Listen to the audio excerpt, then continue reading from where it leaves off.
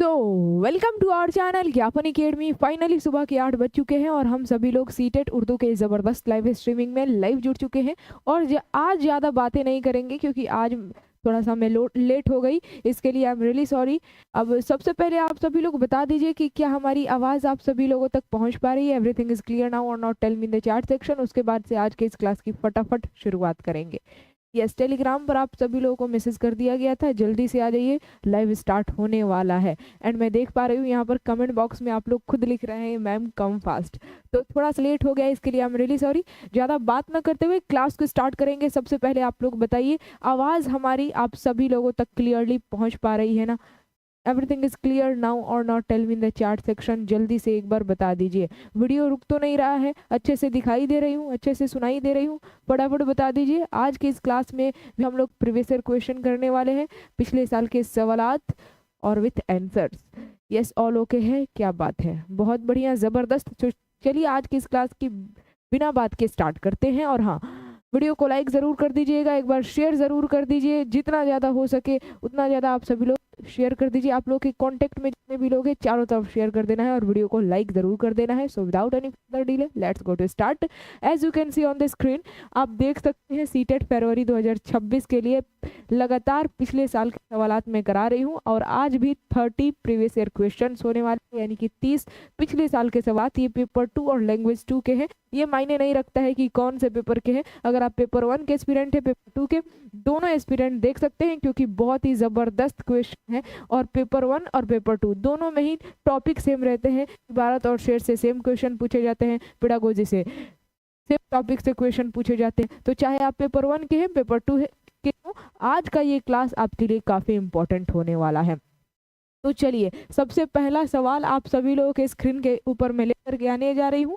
Video को ज़रूर like कर दीजिए पहले ही स्टार्ट करने से पहले, और शेयर वगैरह कर देना है। यस, पेपर 2 का ये क्वेश्चन पेपर है, लेकिन पेपर 1 वाले भी आज के इस क्लास को अटेंड करेंगे और 30 में 30 लाने की कोशिश करेंगे, क्योंकि पेपर 1 वाले अगर पेपर 2 के क्वेश्चन को सॉल्व कर पा रहे हैं और सही आंसर बता रहे हैं, तो समझिए कि आप पेपर 1 में तो बिल्कुल 30 में 30 सही कर लेंगे, क्योंकि पेपर 2 में थोड़ा घुमा करके टफ करके पूछता है। तो अगर पेपर 1 वाले पेपर 2 का आंसर दे पा रहे हैं तो इस बड़ी खुशी की बात क्या होगी। तो चलिए स्टार्ट करते हैं। सबसे पहला प्रश्न आप सभी लोगों के स्क्रीन के ऊपर 121 से लेकर 127 तक की जो क्वेश्चन है, ये आर यानी कि शेरी हिस्से नहीं, शेरी हिस्से से नहीं है, इबारत से है। इबारत यानी कि गद्यांश को पढ़ना है। और 121 से लेकर 121 से लेकर 127 तक के सवालों का जवाब जो है ना, इबारत यानी कि इसी गद्यांश को पढ़ करके देना है। तो गद्यांश में पढ़ दे रही हूँ। देखिए लिखा है, मुंशी जी कह रहे हैं, भाई आज एक कोठी देखी है, अच्छी खासी है, बजाय उसके कि जमीन खरीदी जाए, फिर उस पर इमारत बने, चमन लगाया जाए और इस किस्म की बहुत से दर्द सरमोल लिए जाएं, बहुत से दर्द सरमोल लिए जाएं। मेरे ख्याल में तो अगर यह कोठी मिल जाएगी तो सबसे अच्छा, अभी नहीं है, शायद 10 बरस की हो। ठीक है, तो ये कौन कह रहे हैं? मुंशी जी कह रहे हैं। तो उनकी बीवी कह रही है, तो कौन ले रहा है वह कोठी? तो फिर मुंशी जी कह रहे हैं, फिर वही, अरे साहब मेरा ही इरादा है, और कौन लेता। और मियाँ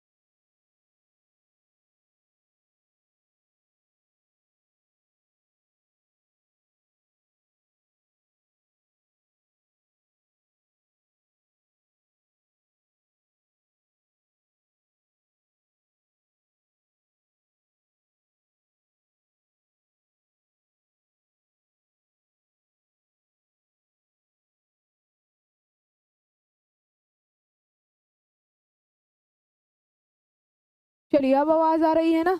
तो ये सारी बातें हो रही थी मुंशी जी और उनकी बीवी और साथ ही साथ सलीम भी था। तो तीनों लोगों के बीच बातें हो रही थी।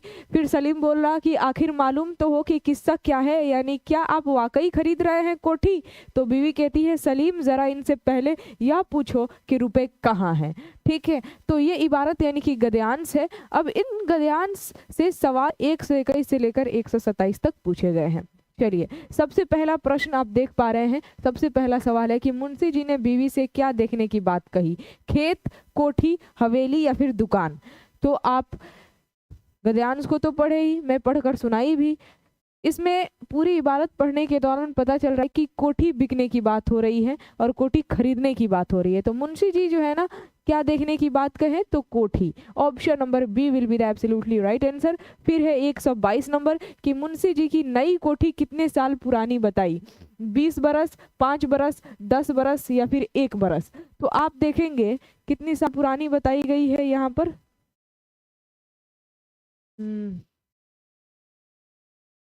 यस, यहाँ पर वो बोल रहे हैं कि अभी नई है, शायद 10 बरस की हो।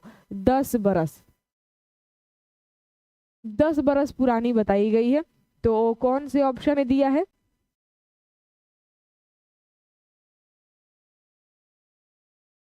Option number C, very good, शायद 10 बरस। C will be the absolutely right answer. आगे बढ़ते हैं, अगला सवाल है 123 नंबर कि कौन खरीद रहा है कोठी, यह किसने पूछा।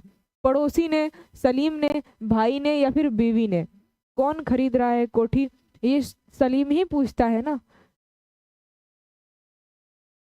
आप बताइए इसका सही आंसर क्या होगा। बीवी से तो बात कर रहे थे। एक देख लेते हैं एक बार, क्योंकि एक बार कंफर्म हो जाएगा तो। अच्छा, सलीम,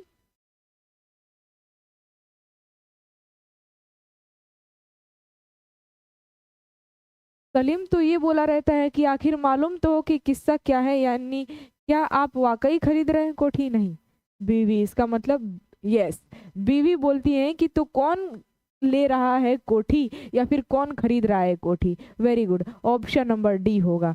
तो ये रहा क्वेश्चन, कौन खरीद रहा है कोठी यह किसने कहा। तो ये कही रहती है उनकी बीवी ने। Option number D will be the absolutely right answer. फिर है अगला सवाल 124, मुंशी जी ने सलीम को किसके रखने की जगह के बारे में बताया।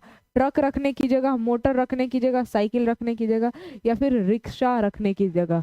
तो देखिए यहीं पर बात कही गई है। एक बार और लास्ट देखेंगे हम लोग। ये यस, ये फिर वही मुंशी जी कहते हैं, फिर वही, अरे साहब मेरा ही इरादा है और कौन लेता, और मियाँ सलीम मोटर रखने की जगह है। मोटर रखने की जगह की बात कर रहे हैं सलीम से मुंशी जी। तो option number B, B will be the absolutely right answer. Second option हो जाएगा बिल्कुल सही जवाब। ठीक है, आगे बढ़ते हैं।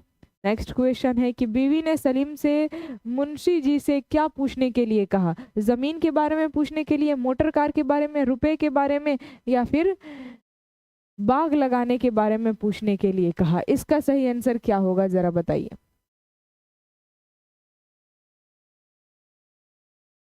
बीवी ने सलीम से मुंशी जी से क्या पूछने के लिए कहा। तो बीवी कहती है ना कि अरे भाई पूछो तो, रुपए कहाँ से आएंगे कोठी खरीदने के लिए। इट मीन्स रुपए के बारे में पूछने के लिए कहा। Option number C will be the absolutely right answer. आगे बढ़ते हैं, अगला सवाल है यहाँ पर, जमीन का मुत्तजाद यानी कि अपोजिट वर्ड आपको बताना है, उल्टा अर्थ रखने वाला शब्द, अपोजिट वर्ड।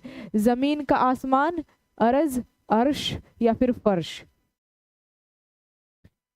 एक बार वीडियो को लाइक करके जरूर शेयर कीजिए। Do like, do share and do subscribe our channel if you are new here.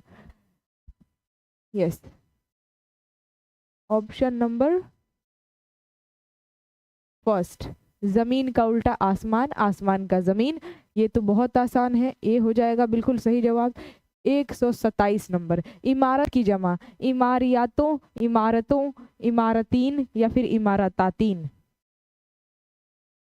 बताइए। ये भी तो आसान ही है। यस, इमारत की जमा इमारतों हो जाएगा। Second option will be the absolutely right answer.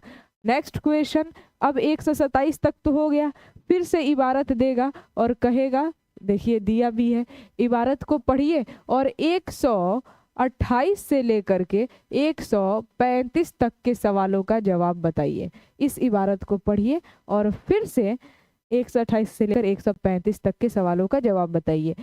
तो टोटल 121 से लेकर 135 तक टोटल 15 क्वेश्चन हो जाएंगे। ये गद्यांश और पद्यांश, हालांकि पद्यांश तो दिया ही नहीं है, शेरी हिस्सा दिया ही नहीं है, दोनों में गद्यांश ही दिया है, तो कभी कभी ऐसा हो जाता है।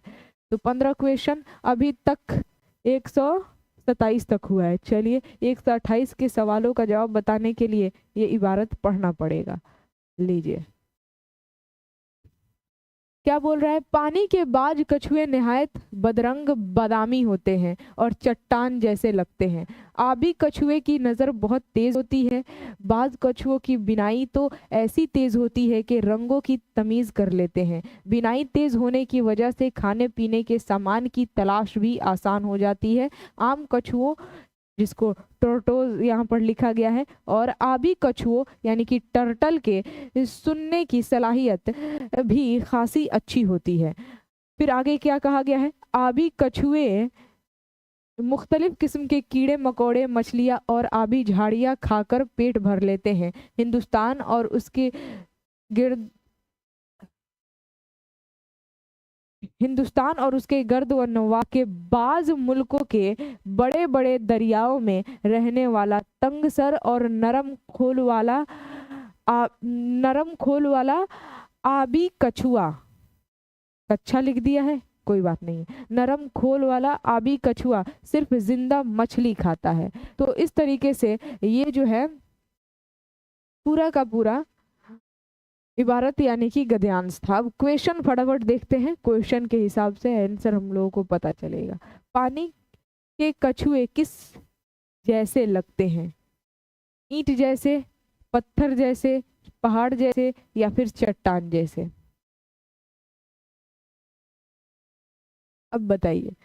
स्टार्टिंग में ही मैंने पढ़ा था, उसमें कहा गया है पानी के कछुए जो है वो चट्टान जैसे लगते हैं, तो ऑप्शन नंबर डी हो जाएगा, will be the absolutely right answer. ठीक, इसमें तो कोई शक नहीं है, ऑप्शन नंबर डी।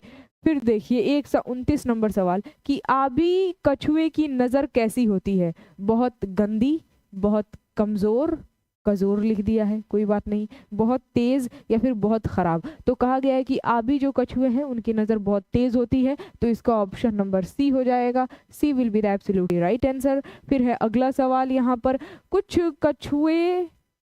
नहीं दिया है। कछुए की बिनाई तेज होने की वजह से उन्हें क्या करना आसान हो जाता है? कम रोशनी में चीज़ों को देखना, या फिर खाने पीने की सामान को तलाश करना, या अपने अपने शिकार को तलाश करना, या फिर अपने रास्ते को तलाश करना? अपने रास्ते को तलाश करना दिया है, ऑप्शन नंबर डी। क्या लगता है आपको? यस, इसका ऑप्शन नंबर बी हो जाएगा। खाने पीने के सामान को तलाश करना आसान हो जाता है क्योंकि उनकी बिनाई तेज होती है, देखने की सलाहियत जो उनकी नज़र होती है वो बहुत तेज होती है। नेक्स्ट क्वेश्चन, आबी कछुए टर्टल और आम कछुए टर्टोज में क्या सलाहियत अच्छी होती है? सोचने की सलाहियत, तैरने की सलाहियत, सुनने की सलाहियत या फिर दौड़ने की सलाहियत? लीजिए, ये भी अच्छा ही सवाल पूछा है, इबारत से बढ़िया बढ़िया सवाल पूछ रहा है। ऑप्शन नंबर इसका क्या हो जाएगा? सी हो जाएगा, वेरी गुड। सुनने की सलाहियत कही गई है। आबी कछुए और आम कछुओं में सलाहियत अच्छी होती है सुनने की, सी हो जाएगा बिल्कुल सही जवाब। देखने की तो बात कही गई है लेकिन सुनने की भी बात कही गई, सुनने की सलाहियत भी उनमें अच्छी होती है। आबी कछुए क्या क्या खाकर पेट भर लेते हैं? मछलियाँ और परिंदे खाकर, कीड़े मकोड़े, मछलियाँ और आबी झाड़ियाँ खाकर, मुर्दा जानवर और पेड़ पौधे खाकर, कांटेदार झाड़ियाँ और घास खाकर? तो इसमें कहा गया है, अगर गद्यांश को देखा जाए तो इसमें कहा गया था कि कीड़े मकोड़े मछलियां और आबी झाड़ियों को खाकर वो अपना पेट भर लेते हैं। तो इसका option number second will be the absolutely correct option. Next question, अगला सवाल है कि हिंदुस्तान और उसके आसपास के मुल्कों के बड़े दरियाओं में रहने वाला कुछ नहीं रहने वाला कछुआ कैसा होता है? तंग सर और नरम खून वाला, या फिर बदरंग और सख्त खून सॉरी खोल वाला, या फिर बदरंग और सख्त खोल वाला, लंबा सर और छोटी आंख वाला, या फिर चट्टान की तरह सख्त और बड़े सर वाला? क्या होगा? स्टार्टिंग में ही कहा गया है वो कि तंग सर और नरम खोल वाला होते हैं। Option number A will be the absolutely right answer. इसका सही जवाब हो जाएगा ऑप्शन नंबर ए। 1000% लिख रहे हैं, क्या बात है, 1000% ऑप्शन नंबर ए होगा। Very good. अगला सवाल देखिए, 134 नंबर, चट्टान की जमा क्या है, यानी कि बहुवचन। ए में दिया है चट्टानातीन, चट्टानों, चट्टानियात, या फिर चट्टानातों। यस, चट्टान का जमा चट्टानों, option number second will be the absolutely right answer. और इस इबारत से लास्ट और 15वां क्वेश्चन, आखिरी सवाल इबारत का क्या है? आम का मुतजाद है, यानी कि आम का अपोजिट वर्ड, गैर जरूरी, अहम, खास, या फिर सस्ता। तो आम का खास, खास का आम, एक दूसरे के अपोजिट है।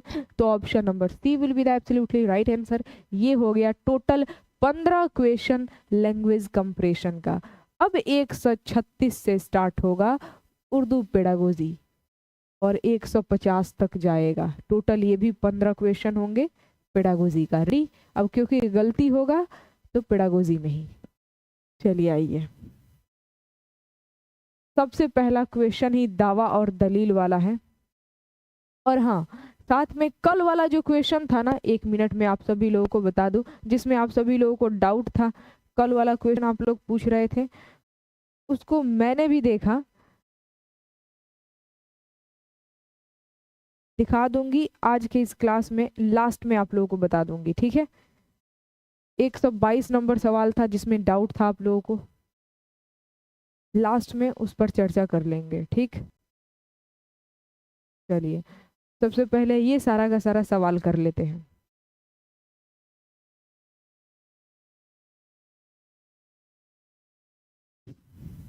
एक 136 नंबर उर्दू पेडागोजी का सबसे पहला प्रश्न कि हिंदुस्तान में अंग्रेजी मुआविन सरकारी जबान है, ठीक। हिंदुस्तानी स्कूलों में अंग्रेजी गैर मुल्की जबान के तौर पर पढ़ाई जाती है। आपको क्या लगता है, दोनों जो दावा है, दोनों में से कौन सही है कौन गलत है? ऑप्शन भी दिखा देते हैं, 1 मिनट वेट। ये है 4 ऑप्शन। ऑप्शन नंबर ए में दिया अलिफ गलत है लेकिन बे सही है, अलिफ और बे दोनों सही है, बे और अलिफ की सही तौजीह है, या फिर अलिफ और बे दोनों सही है लेकिन अलिफ की सही तौजीह नहीं है, और अलिफ सही है लेकिन बे गलत है। अब ये 4 ऑप्शन थे, फिर से इस दावा और दलील को पढ़िए। सबसे पहला यहाँ पर कथन कहा गया है अलिफ वाला कि हिंदुस्तान में अंग्रेजी यानी कि जो इंग्लिश है, इंग्लिश, उसको मुआविन सरकारी जबान का दर्जा दिया गया है। मैंने आप लोगों को पढ़ाया था, सही बात है। अंग्रेजी इंग्लिश जबान को जो है हिंदुस्तानी आइन के, बताइए कौन से आर्टिकल के हिसाब से मुआविन सरकारी जबान का दर्जा दिया गया है, बताइए जल्दी से।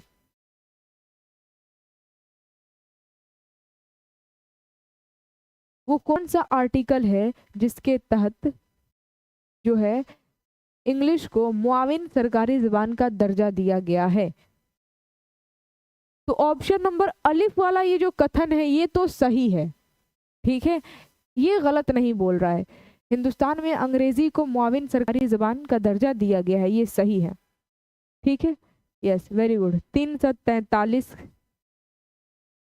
जबरदस्त, जुबेदा ने बताया है 343, आर्टिकल 343 के तहत 343 का ए।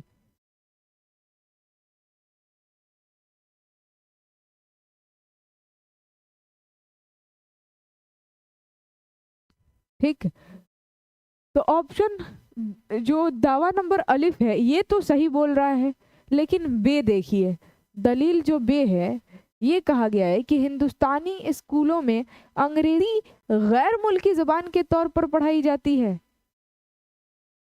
ये गलत हो जाएगा, ये गलत हो जाएगा। तो अलिफ तो सही बोल रहा है, लेकिन बे गलत है। बोल रहा है कि हिंदुस्तानी स्कूलों में जो भारतीय जितने भी विद्यालय हैं उसमें अंग्रेजी गैर मुल्की जबान यानी कि विदेशी भाषा के तौर पर पढ़ाए जाते हैं। तो बे गलत, अलिफ सही। कहाँ पर है? ऑप्शन नंबर डी में दिया है, अलिफ सही है लेकिन बे गलत है। Fourth option will be the absolutely right answer. ठीक है, अगला सवाल देखते हैं।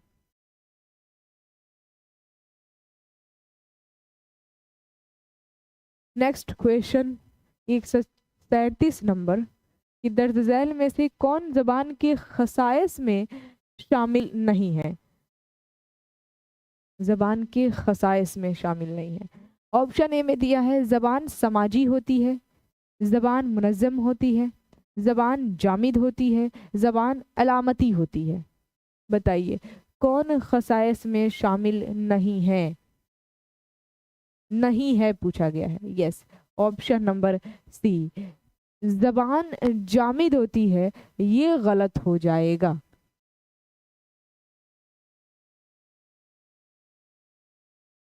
यस, 343 के सेकंड जो मुआविन सरकारी जबान का जो दर्जा दिया गया है इंग्लिश को, तो 343 आर्टिकल के सब पॉइंट 2 के तहत, दूसरे बी, 343 का बी सेकंड वाले में कहा गया है। याद रखिएगा। चलिए ये ठीक है, बिल्कुल ऑप्शन नंबर सी हो जाएगा, जबान जामिद होती है। ठीक है, जबान के खसाइस में ये भी जबान समाजी होती है, ये भी सही है। जबान मुनज़्ज़म होती है, ठीक है। जबान अलामत भी होती है, लेकिन जबान जामिद कैसे हो सकती है? Option number C will be the absolutely right answer. आगे बढ़ा जाए अगले क्वेश्चन की तरफ।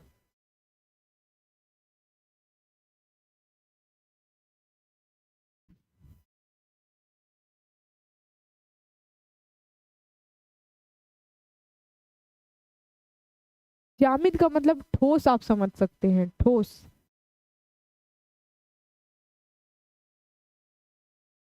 या फिर स्टैटिक। ऑप्शन नंबर सी हो जाएगा बिल्कुल सही जवाब। फिर है एक 138 नंबर क्वेश्चन, ये भी दावा और दलील वाला ही है। अलिफ में कहा गया है कि तलबा को साबका मालूमात को दोबारा याद करने के लिए आमादा करना अहम है। बी में कहा गया है साबका मालूमात को याद करना नई मालूमात से जोड़ने में तलबा के लिए मुआविन होता है। क्या बात है! अब बताइए सही आंसर क्या होगा? साबका मालूमात का मतलब होता है, साबका मालूमात का मतलब होता है पहले से जो बच्चा जान रहा है, पहले से बच्चे को पता है, साबका मालूमात उसी को कहते हैं। ठीक है, तो अब बताइए, दो कथन दिए गए हैं और इसमें से कौन सही है ये आपको बताना है। ठीक,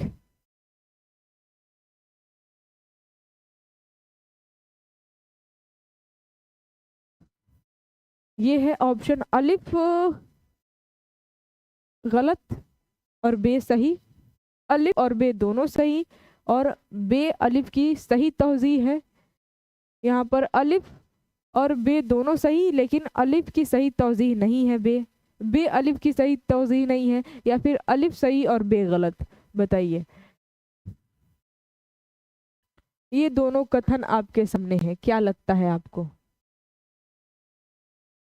बी लगा रहे हैं, बी लगा रहे हैं आप सभी लोग। देखें, अलिफ और बे दोनों सही और बे अलिफ की सही तौजीह है। देखते हैं फिर से, अब कथन को पढ़ा जाए। तलबा को साबका मालूमात को दोबारा याद करने के लिए आमादा करना अहम है। बात सही है। क्योंकि कहा गया है कि बच्चों को जो टॉपिक पढ़ा रहे हैं उसको साबका मालूमात से जोड़ करके पढ़ाइए। जो उसे पहले से पता है, जो चीज़ें मालूम है, उससे जोड़ करके पढ़ाएंगे तो बच्चा जल्दी सीख जाता है। तो ये तो जो दावा नंबर अलिफ है ये तो सही कहा जा रहा है कि तलबा को साबका मालूमात को दोबारा याद करने के लिए आमादा करना अहम है, ताकि बच्चा नई चीज़ों से कनेक्ट कर पाए, जुड़ पाए और सही नए टॉपिक को सीख पाए। और फिर दलील नंबर बे कहा गया है कि साबका मालूमात को याद करना नई मालूमात से जोड़ने में तलबा के लिए मुआविन होता है। बात ये भी सही है, साबका मालूमात को याद करना, जो नई मालूमात हम सीख रहे हैं तो नई मालूमात से जोड़ने में तलबा के लिए ये मुआविन यानी कि सहायक होता है। ठीक है, तो दोनों सही है, अलिफ भी सही है, बे भी सही है इस बार। तो ऑप्शन नंबर सेकंड जो लगा रहे थे बे अलिफ की सही तौजीह करता है, ऑप्शन नंबर सेकंड हो जाएगा बिल्कुल सही जवाब। ठीक है, दोनों सही है, both are true, very good. Next question, एक उस्ताद 8वीं जमात के तलबा से एक ऐसा पर्चा महफूजा काम के बाद तैयार करने के लिए कहता है जिसमें घर में तवानाई के बचाने के बारे में बात की गई हो। यह काम ज़बान की किस खुसूसियत को मोहित होगा? ए में है तकाबुल, फेल माजी, फेल अम्र या फिर इस्तिफामिया अंदाज।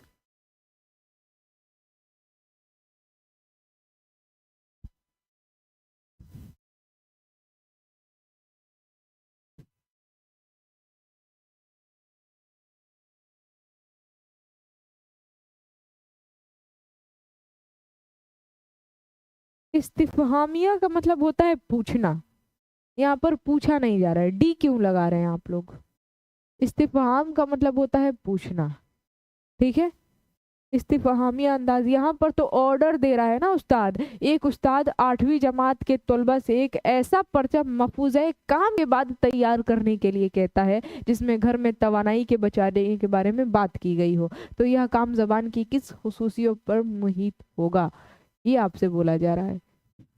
Yes, option number C will be the absolutely right answer, फेल अम्र। अम्र का मतलब आप समझ सकते हैं ऑर्डर देना, ठीक है, या फिर हुक्म देना। तो ऑप्शन नंबर सी हो जाएगा बिल्कुल सही जवाब। Third option will be the absolutely right answer. Video को लाइक जरूर कीजिएगा आप सभी लोग। सबक का मंसूबा बनाने में एक मकसद यह भी तय किया जाता है कि आमुज़गार अगर नहीं आमुज़गार ग्राहकों के लिए मखसूस तजारती और कारोबारी जवाब तैयार करने के लिए अहल हो जाएंगे। यह मकसद मंदरजा झैल मतन के एक सिन्फ से मुताबिकत रखता है। क्या बोला है? सबक का मंसूबा बनाने में एक मकसद यह भी तय किया जाता है कि, अच्छा, सबक का मंसूबा बनाते समय एक मकसद ये भी तय किया जाता है कि आमुज़गार जो है यानी कि जो सीखने वाला तलबा छात्र ग्राहकों के लिए मखसूस तजारती और कारोबारी जवाब तैयार करने के लिए अहल हो जाए। तो मकसद, तो ये जो मकसद है मंदरजा झैल मतन की एक सिन्फ से मुताबिकत रखता है। वो कौन सी सिन्फ है? ये आर्टिकल से, खत से, तौजीह से या फिर रिपोर्ट से? अच्छा, किससे संबंध रखता है ये कहा गया है।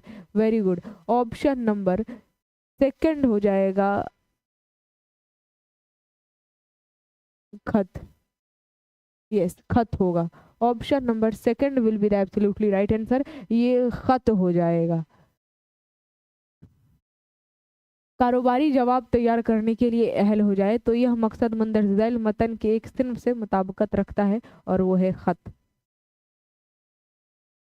यस, नेक्स्ट क्वेश्चन की तरफ बढ़ते हैं। आर्टिकल कैसे हो जाएगा? आर्टिकल के जरिए वो कैसे कर पाएगा? आर्टिकल के जरिए भी नहीं कर पाएगा। ऑप्शन नंबर बी खत हो जाएगा बिल्कुल सही जवाब। अगला सवाल है कि उस्ताद तलबा से तस्वीर में बने 5 मौसीकी के आलात को बगौर देखने के लिए कहता है। यानी कि जो शिक्षक है अपने छात्रों से तस्वीर में बने 5 मौसीकी के आलात यानी कि म्यूजिकल इंस्ट्रूमेंट जिससे म्यूजिक बजाई जाती है, हो सकता है वो गिटार हो, पियानो हो, ठीक है, जो भी हो, यानी कि म्यूजिक बजाने वाले आला पांच आलात देखने के लिए कहता है तस्वीर में, बगौर देखने के लिए यानी कि गौर से देखने के लिए कहता है, और उस पर बहस करने के लिए कहता है। वह मुख्तलिफ सबाक में किस तरह इस्तेमाल किए जाते हैं। वह हम उस पर बहस करने के लिए कहता है कि वह मुख्तलिफ सबाक में किस तरह इस्तेमाल किए जाते हैं। इस वकूफ़ी महारत का इंतखाब कीजिए जो सरगर्मी से मेल खाती है। अच्छा, इसी गतिविधि से मेल खाने वाली महारत कौन सी है ये आपको बताना है। जो ये गतिविधि करवाई गई, सरगर्मी करवाई गई उस्ताद के द्वारा, इसी सरगर्मी से मेल खाने वाली महारत, वकूफ़ी महारत कौन सी है। सबब बयान करना, या फिर तख़य्युल, या फिर तख्लीक, बानग़मे साजी, या फिर तज्ज़िया करना।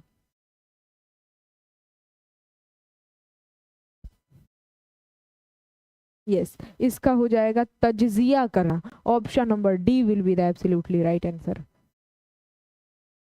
ठीक है, क्योंकि यहाँ पर कारण बताने के लिए सबब बयान करना तो हो ही नहीं सकता है, और तख़य्युल नहीं होगा, तज्ज़िया करना। Option number D will be the absolutely right answer.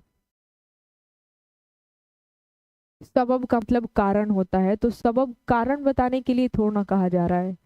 Option number D, बगौर देखिए और उस पर बहस कीजिए। बहस करने के लिए कहता है कि वो मुख्तलिफ सवाक में किस तरह इस्तेमाल किए जाते हैं। तो ये जो गतिविधि है कौन से वकूफ़ी महारत से मेल खाती है ये बताया गया। तो तज्ज़िया करना। नेक्स्ट क्वेश्चन है, जब एक ज़बान बोलने वाले किसी मौजू पर बात करते करते रस्मी से गैर रस्मी गुफ्तगू पर आ जाते हैं तो वह शामिल होते हैं। मकामी बोली में, समाजी लिसानियात में, कोड बदलने में, या फिर कोड मिलाने में। इस वीडियो को लाइक ज़रूर कीजिएगा आप सभी लोग। Please don't forget to like and share. Option number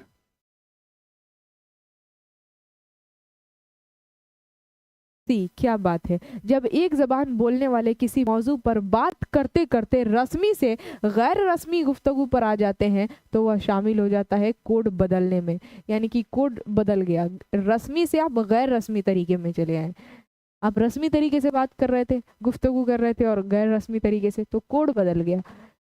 ठीक है, option number C will be the absolutely right answer. फिर है 143 नंबर प्रश्न की, अपनी कम्युनिटी में दूसरे लोगों के साथ बच्चों का गैर रस्मी तामुल, दोस्ती और मुरासिम किस किस्म के ज़बान के इस्तेमाल पर मबनी होते हैं। लिसानी मुआशरतकारी, सकाफतकारी, इंज़िमाम, हम आहंगी।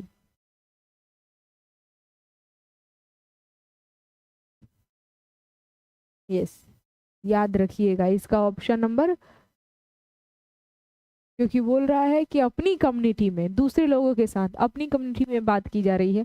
अपनी कम्युनिटी में जो बच्चा है दूसरे लोगों के साथ बच्चों का गैर रस्मी तामुल, दोस्ती जो है, मुरासिम किस किस्म की ज़बान का इस्तेमाल पर मबनी होते हैं, तो वो लिसानी मुआशरतकारी के ज़बान पर। Option number A will be the absolutely right answer. अपने मुआशरे में जैसे ज़बान बोले जाते हैं ना, उसी लहजे में बात करेगा बच्चा। अगर अपने दोस्तों से बात करनी हो, अपने जो कम्युनिटी में बात करनी है, वो अपने दोस्तों के हिसाब से बात करेगा। तो ऑप्शन नंबर ए।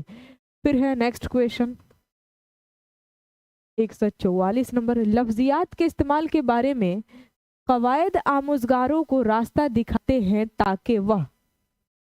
अच्छा, लफ्जियात के इस्तेमाल के बारे में कवायद यानी कि ग्रामर की बात कर रहा है। कवायद आमुज़गारों को रास्ता दिखाते हैं ताकि वह। ऑप्शन ए में दिया है ऊंची जमातों में रस्मी तहरीर का मसौदा तैयार कर सके, या फिर रस्मी हालात में वह ज़्यादा सेहत व कतियत और एतमाद से बात करे, या फिर सुने हुए मवाद को दोबारा ज़बानी मवाद की शक्ल में पेश करे, या फिर लफ्ज़ों को उनके मानी और तरसील इजहार से जोड़ सके।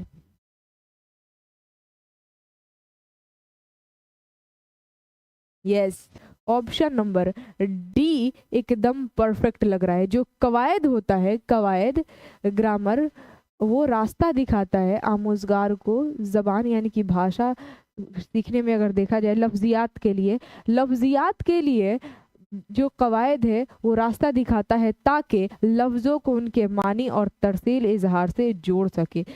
लफ्ज़ों के मानी क्या है और किस कॉन्टेक्स्ट में कौन सा लफ्ज़ यूज़ किया जाएगा, कौन सा सिचुएशन में कौन से लफ्ज़ का आप इस्तेमाल करेंगे, संप्रेषण कैसे करेंगे, ये सब कुछ जो है ना कवायद के हिसाब से ही पता चलता है। तो option number D will be absolutely correct option. फिर है यहाँ पर 145 नंबर कि दर्ज झैल में से कौन क्लासरूम में ज़बान के आमोज़गारों के लिए माखज़ नहीं है। ज़बान के आमोज़गारों के लिए माखज़ नहीं है ये बोल रहा है। ए में दिया है क्लासरूम के काम, दीवारों में लिखे अल्फाज, या फिर रीडिंग कॉर्नर, या फिर दीवारों होना चाहिए, दीवारों में लिखे अल्फाज, रीडिंग कॉर्नर, या फिर क्लासरूम की लाइब्रेरी।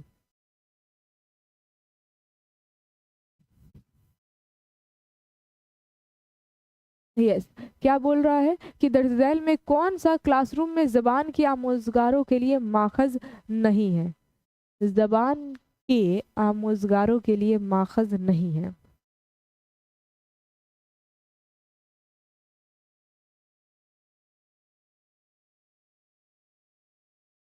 बताइए। ऑप्शन नंबर ए लगातार आप सभी लोग बता रहे हैं, 100% sure about it. Classroom work, very good.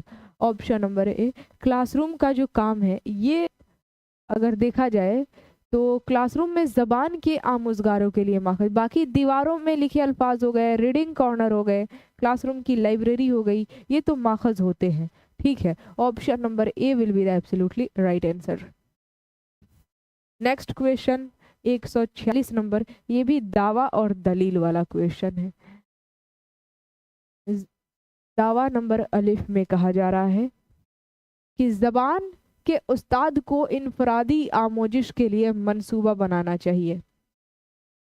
दलील नंबर बे में कहा जा रहा है कि नई ज़बान की आमोजिश में आमोज़गारों में तुनू होता है। अब कौन सा सही है?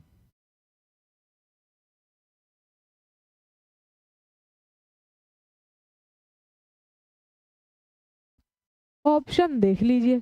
ए में दिया है अलिफ गलत और बे सही, बी में दिया है अलिफ और बे दोनों सही है नहीं। ठीक है, देखते हैं, एक बार फिर से पढ़ना पड़ेगा। अलिफ और गलत, यहाँ पर बे अलिफ की सही तौज़ीह नहीं करता है। यस, ऑप्शन नंबर सी हो सकता है। क्यों? क्योंकि यहाँ पर बोल रहा है कि ज़बान के उस्ताद को इनफरादी आमोजिश के लिए मंसूबा बनाना चाहिए। ठीक है, ये दावा जो है सही की जा रही है। दलील में कहा जा रहा है कि नई ज़बान की आमोजिश में आमोज़गार में तुनु होता है। तो अगर बे है, ये अलिफ की तौज़ीह कहाँ कर रहा है?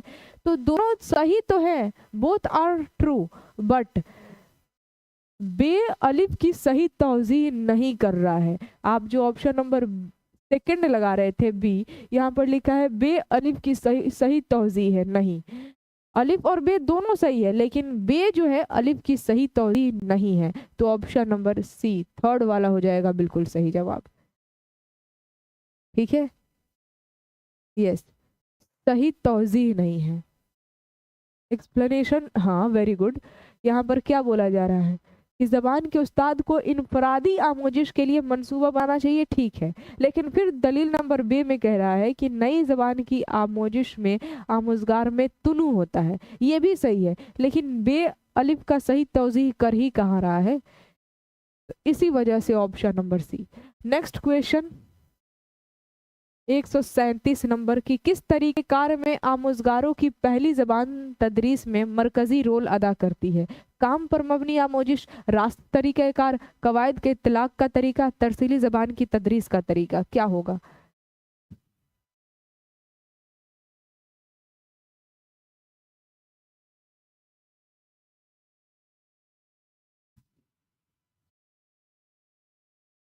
यस, इसका भी ऑप्शन नंबर सी, कवायद के इत्तलाक़ का तरीका। किस तरीके कार में आमोज़गार की पहली ज़बान तदरीस में मरकज़ी रोल अदा करती है? तो कवायद।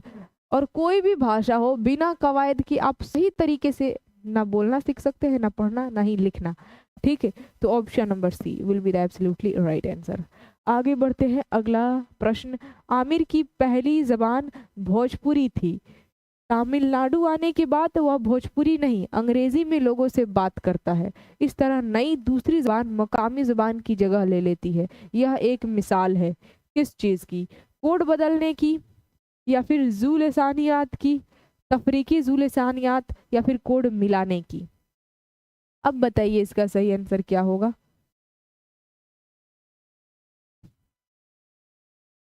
अगेन सी। क्या बात है, फिर से सी।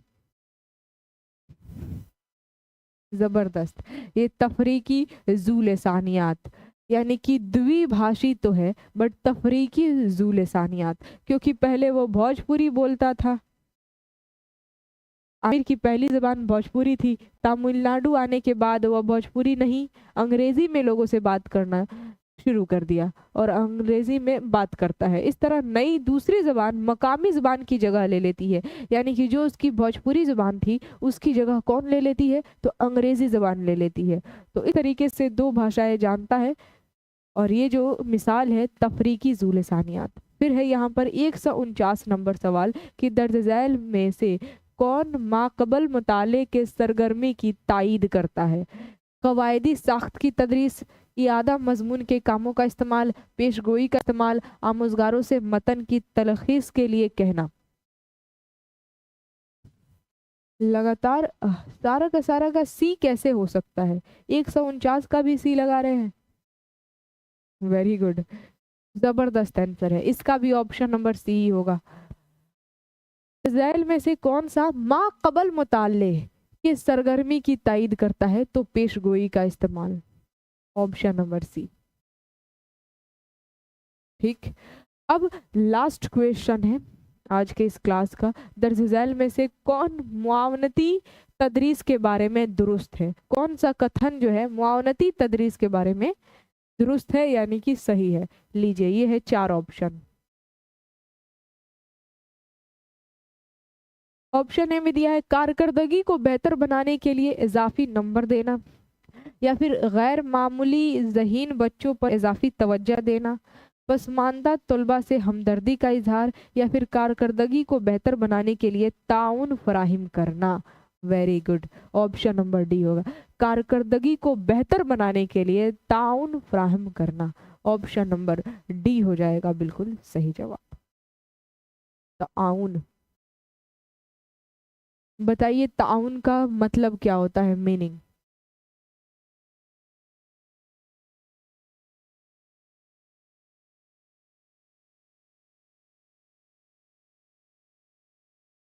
यस, ताउन का मतलब होता है सहयोग, एक दूसरे की सहायता करना। तो कारकर्दगी को बेहतर बनाने के लिए ताउन फराहम करना, यानी कि एक दूसरे का सहयोग को बढ़ावा देना, ये जो है मुआवनती तदरीस के बारे में कथन सही है। मुआवनती तदरीस में यही तो होता है कि कारकर्दगी को बेहतर बनाने के लिए ताउन फराहम किया जाता है, यानी कि एक दूसरे का सहयोग को बढ़ावा दिया जाता है, सहायता करने को बढ़ावा दिया जाता है। ठीक है, तो यहाँ पर फाइनली क्वेश्चन का द एंड हो गया, और अब आप लोग बताएंगे कि आप कितना क्वेश्चन सही किए आज के इस क्लास में। टोटल 30 में आपका कितना गलत हुआ, कितना सही हुआ, ये जल्दी से आप सभी लोग बता दीजिए, और उसके बाद से आज के इस क्लास को एंड करेंगे। Thank you so much ma'am, बहुत बहुत शुक्रिया, बहुत ही बेहतरीन क्लास लगा। क्या बात है, मोस्ट वेलकम। अब आज का ये क्लास जब अच्छा लगा है तो आप सभी लोग कमेंट बॉक्स में ज़रूर लिख करके बताइएगा कि हाँ आज का ये क्लास अच्छा लगा, बेहतरीन लगा, झकास लगा, सुपर से भी ऊपर लगा, जैसा भी लगा, अच्छा भी नहीं लगा, अच्छा लगा, जो भी लगा आपको कमेंट बॉक्स में लिख करके ज़रूर बताइएगा। कमेंट बॉक्स को खाली मत छोड़िएगा। साथ ही साथ 30 में आपने कितना सही किया है ये भी ज़रूर लिख दीजिएगा कमेंट बॉक्स में ही, ताकि इसके नेक्स्ट क्लास में इससे बेहतर आपका प्रदर्शन हो। इट मीन्स इससे नेक्स्ट क्लास में इससे भी बढ़िया मार्क्स लेकर के आए। 30 में 30 सही हो जाए, 30 में मैं देख लूँ ज़रा, 30 में 25, 30 में 26। क्या बात है, कायनात का कहना है मैम जी हम लेट से आए हैं। ओह, आप लेट से नहीं, कल के क्लास के लिए पहले आ गई। ठीक, 30 में 26 मुर्शिद आर्यन, 30 में 25 शमशाद, वेरी गुड। 30 में 27 इरफाना कुरैशी, क्या बात है, ज़बरदस्त। 30 में 28 वसीफ अली और 30 में 27 MD नौजार राही। चलिए बहुत बढ़िया। तो आज का ये क्लास कंप्लीट हुआ, कैसा लगा, अच्छा लगा, अच्छा नहीं लगा, कमेंट बॉक्स में ज़रूर लिख करके बताना है। अपना स्कोर भी कमेंट बॉक्स में लिख देना है ताकि ये परमानेंट अंकित हो जाए हमेशा के लिए, जो है ना, कमेंट बॉक्स में एक यादगार के तौर पर, निशानी के तौर पर रहे कि हाँ आज के इस क्लास में आपने इतना सही किया है। इसके नेक्स्ट क्लास में इससे और बेहतर करेंगे। Better luck next time. जिनका 30 में 30 सही नहीं हो पाया है तो अगले क्लास में हम लोग मिलेंगे नए एनर्जी नए मोटिवेशन के साथ। बाकी वीडियो को लाइक शेयर वगैरह करके अपने परिवार में जो लोग नए नए आए होंगे सब्सक्राइब कर लीजिएगा। और आज की इस क्लास का PDF ज्ञापन एकेडमी ऑफिशियल टेलीग्राम पर मिलेगा, तो जो लोग टेलीग्राम से नहीं जुड़े हैं टेलीग्राम से ज़रूर जुड़ जाइए। तो चलिए मैं आप सभी लोगों से विदा लेती हूँ। अब हंसते रहिए, मुस्कुराते रहिए, स्वस्थ रहिए, मस्त रहिए, खुशहाल रहिए अपने जीवन में। और वीडियो को लाइक शेयर करके कमेंट बॉक्स में ज़रूर बताइए, खाली मत छोड़िएगा। मिलते हैं नेक्स्ट क्लास में, तब तक के लिए जय हिंद और खुदा हाफिज।